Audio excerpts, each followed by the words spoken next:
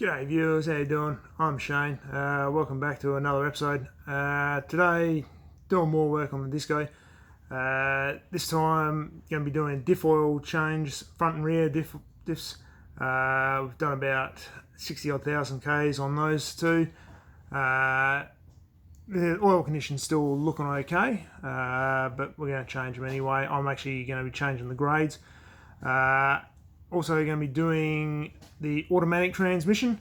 That's just a partial change, so I'll show you the method I do, that I use, and that'll change about 4 to 5 litres out of the trans. I do that about every 20,000 Ks. I've done 23,000 Ks since the last change. I just continue to do partial changes. I might actually consider doing a separate video as a reason why I do this method. If you're interested and like to see some more of that, then just shoot a comment down below and I'll get on to making a video about it. So previously I've been running this Penrite gear oil 8540. It's a mineral oil, around 50 odd thousand Ks I've been running this. I'm moving back to this the Pro Gear 75/90, again a Penrite product, but this has just been sort of on the basis of my previous oil samples, so I'm running back to this. I think the synthetic seems to do a little bit better, especially in the front diff, where you've got such a small capacity. It just deals with the heat a little bit better. And for the automatic trans, I'm now using this Penrite ATF BMV. It's built to the same specs for LG6. And I've been running it for, I forget how many Ks now, but it's been a fair while, and I haven't had any issues with it so far. It's been shifting really well. And the good thing with the air suspension Disco is I can lift it right up and give myself enough room under there. But first things first, because it's on air suspension, I'm just going to throw some car stands on the chassis, so if it does decide to have a dummy spit, it's not going to drop down on me. So before we drain the oil on the front diff, I need to remove the bottom bash plate.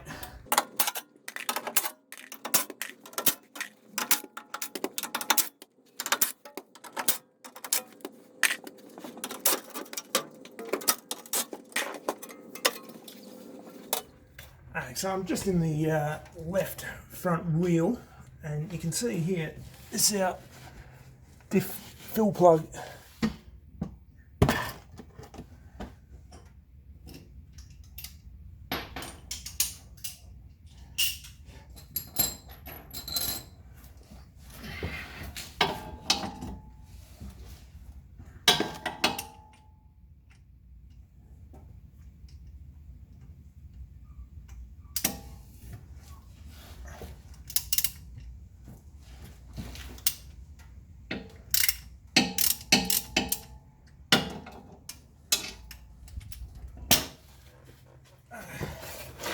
Now I'm going to, first thing with any refill or drain is get your fill plug cracked open.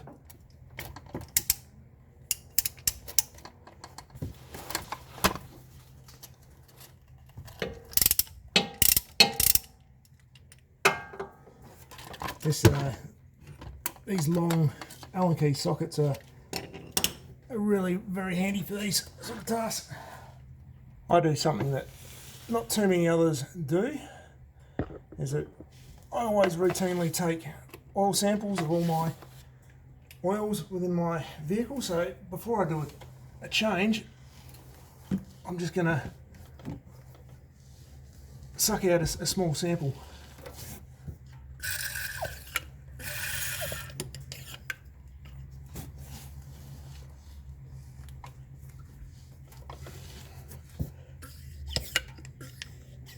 So I'll just use a little vacuum pump.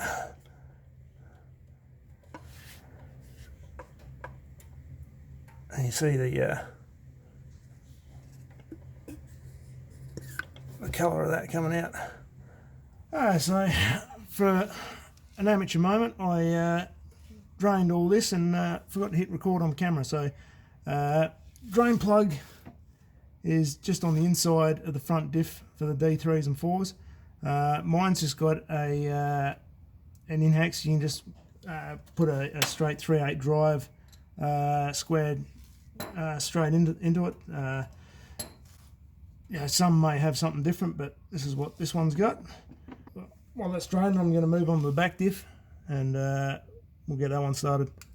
So we're onto the back of the rear diff at the moment. So here's our filler plug, our drain plug just under here. So again, I'm going to just be first pulling a sample from this diff, and then we can do a drain afterwards. So again, I'm using an 8mm in-hex socket, but instead of the long one I had before at the front, I was using a shorter one at the back.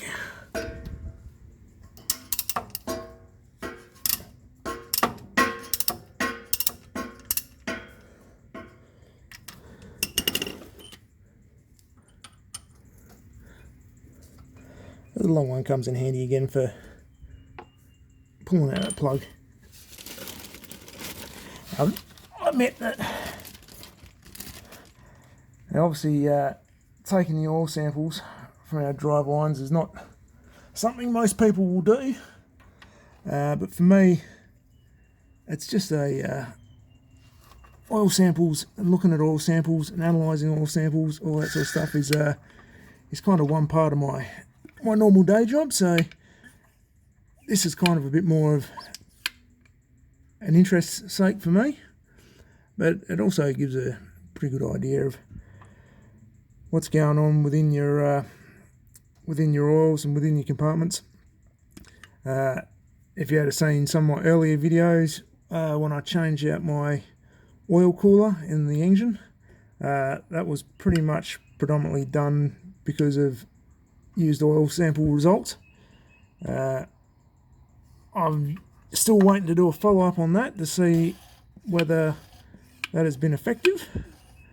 But yeah, stay watching, and we might find out together what's how that way turned out for me.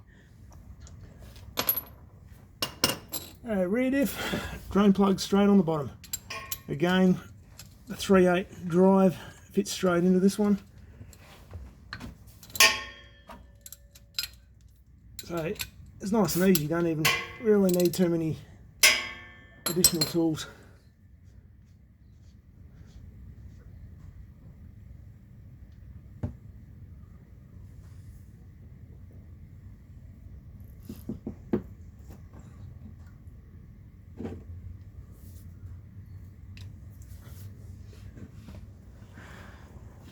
And while that's draining, you can see there's a little bit of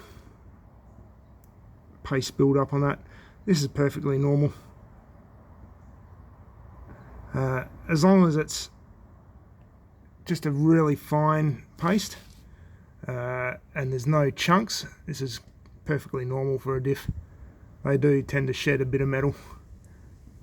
So, but that's what the main magnet on the drain plug is there for. But we'll just make sure to give that a clean up and away we go. Just in regards to refilling all these diffs and gearboxes, transfer cases, whatever, I like to use these little pump bottles. You can see I've got a few. I've got a big 20 litre one for my automatic transmission. But yeah, these are just nice and handy. Just decant what you need into them, pump away, don't make much of a mess. Alright, so for the refill of the diffs, just a reverse of the drain process. So make sure that drain plug goes in first. There's nothing worse than, well, attempting to fill it and having all the oil spill back out on the floor. Now you can put a bit of sealant on these plugs, but I don't tend to bother. Just a little nip up, that's all that's required. A bit of a spilt oil, a bit of a wipe off, and we'll fill it up. This front diff takes about 900 mils, thereabouts.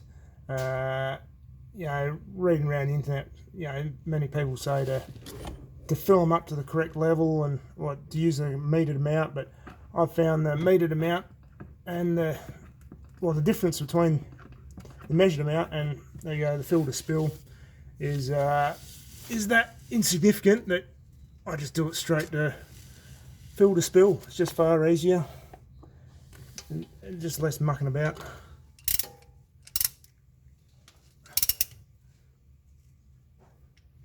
That's the front diff done. Rear diff.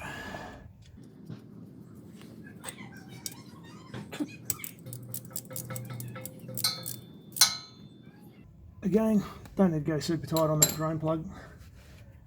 It's you'll only be kicking yourself next time trying to get it off.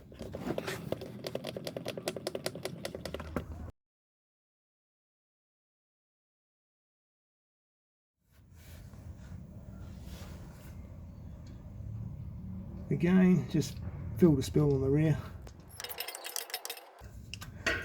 Again, we don't need to go super tight on that fill plug. Just to light nip up. Wipe some of that excess oil off. We're pretty much done. I'll move on to the transmission. Automatic transmission. We'll get this this panel off.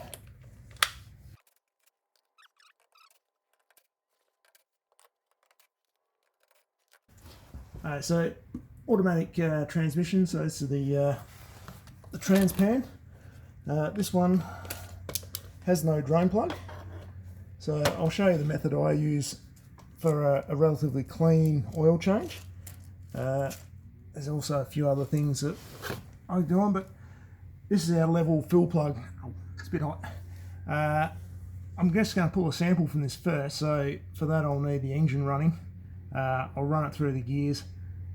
That's just mainly because without this engine running, the oil level is going to be a lot higher because of the way a torque converter uses oil. So again, same with everything else on this. Just the 8mm socket is for the fill plug. Okay, so onto the trans change. So I'll do things a little bit different to what you may be expecting. So I'm not pulling the, like I said earlier, I don't have a drain plug on the trans pan. So I'm not going to be draining oil from there. So I mean, normally if you're going to change the filter inside the trans pan, you'd have to drop that trans pan. And it is quite messy actually without a drain plug in there. So instead, what I have done previously, since the transmission in this failed, it was probably about 140,000 kilometers ago, I've been running a magnifying filter in the coolant return. So it's just one of these. This is a, so you can see flow direction just basically goes in line. This just helps a lot with the contamination that automatic transmissions make in normal operation. So what I'm going to do is I'm going to undo this filter. I'll basically hook up a hose into my drain pan and I'll start the engine. The automatic transmission oil pump will then basically pump all the fluid that's out of the pan into my drain plug, into my drain pan, and I'll then shut the engine off and just go refill. It's pretty much that easy.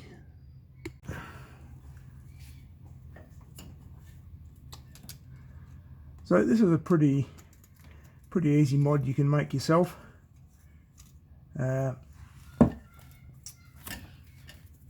It's basically, well, you just have to cut the line, which isn't a big issue. Like I said, it's a half inch filter that goes in there. If you change mine later on, you can always just throw a half-inch male barb back in the line and return it back to normal.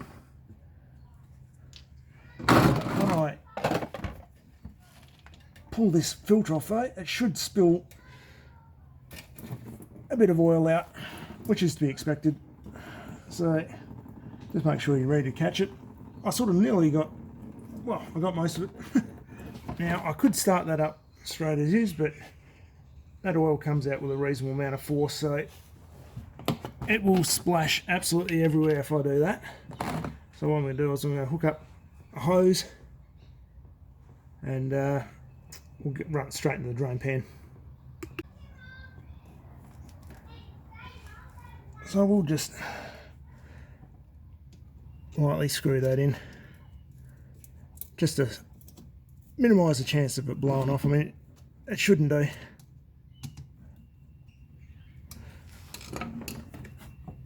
Stick that in the drain pan and we'll start up and get rid of that oil.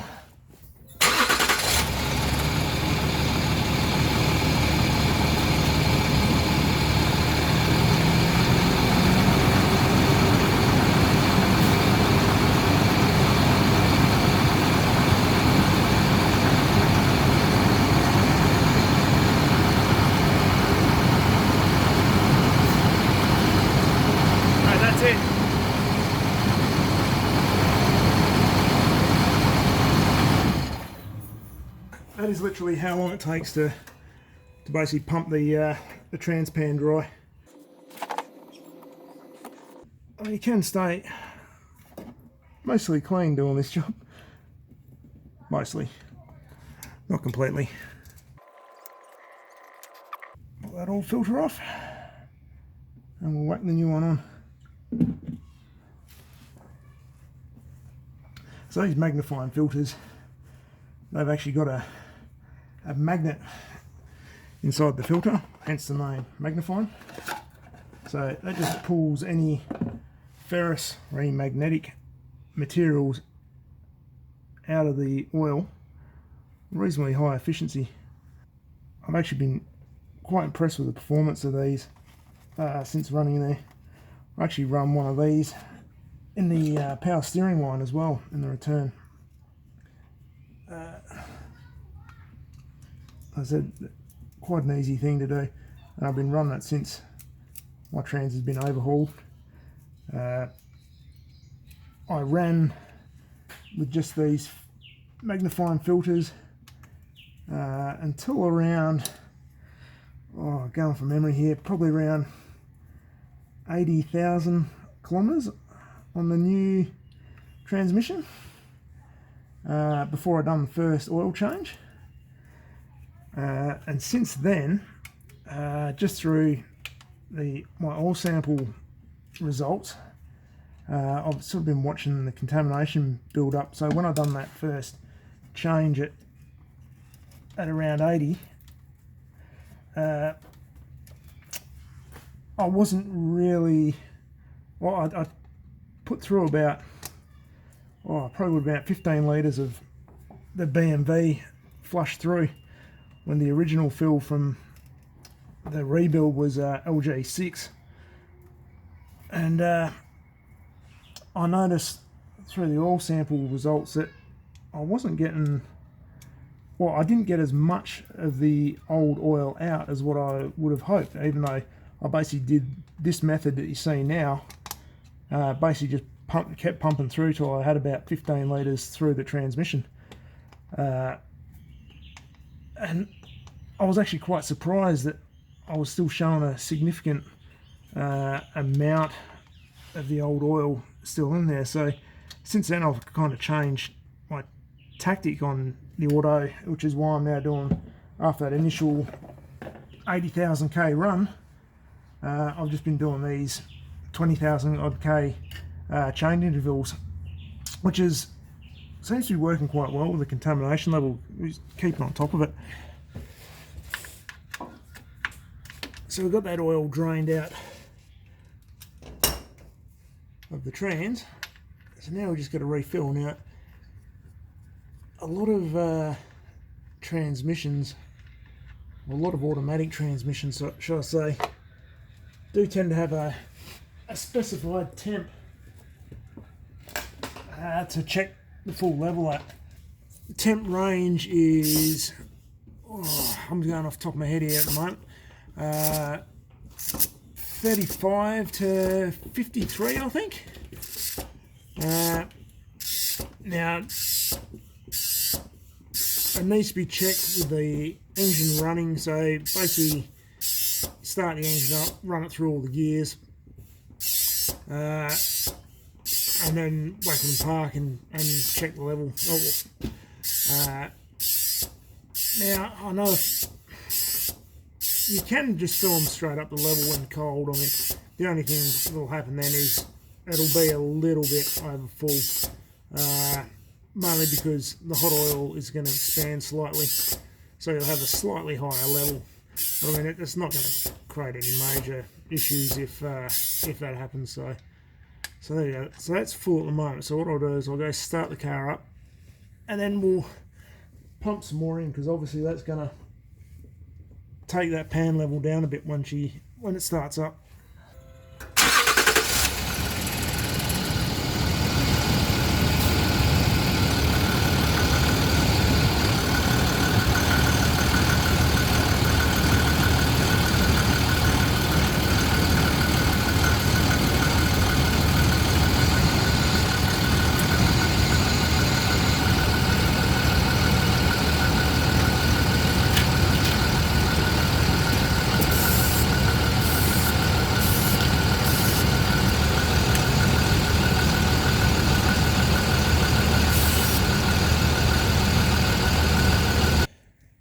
Just for the get the trans temp, I'm just going to use my IOD tool plugged in the OBD2 port. Going to hook up to the Gap app on my phone, which links up to it. Now, the IOD tool's a specific Land Rover diagnostic unit. Extremely good value, and yeah, you can do pretty much everything with it. So for this, we're going to go to live values. I don't know how well you can see the screen at the moment. My phone cops a bit of a hiding through work and whatnot. So select live values. I can go to a quick list. Actually, I'll just go to my temps, which I've got it saved as a transmission oil temp. And I'll just go view. I'll turn the ignition on. Showing we're at 52 degrees. I'll just start up, see if we can cycle. If we cycle that, I'll check that level at that temp, and I'll be pretty happy with that. I mean, the car has been running recently, so which is why it's a little bit hotter.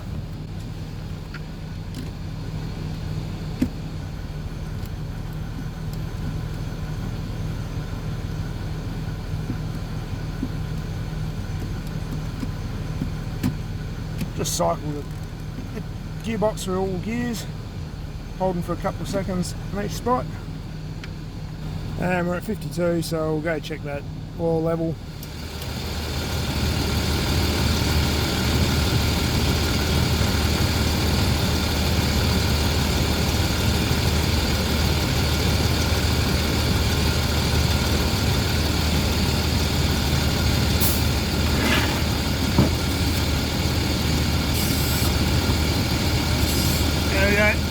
She's overflown, so I'm happy with that oil level.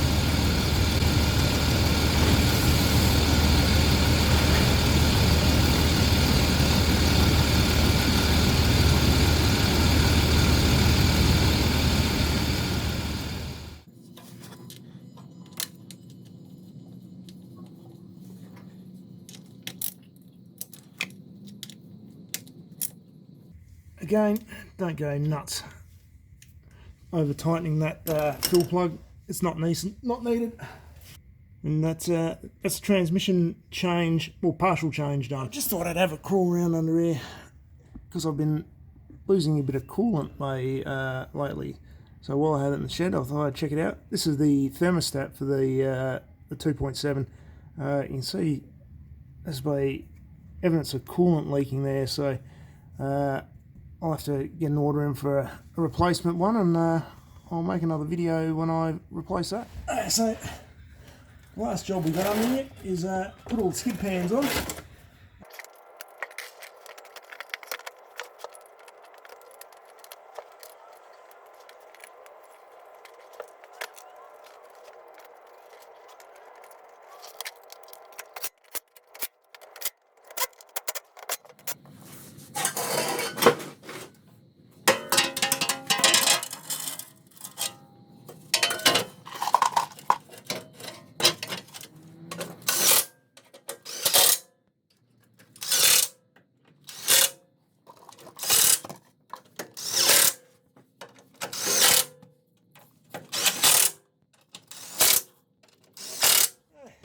that's the bash plates on.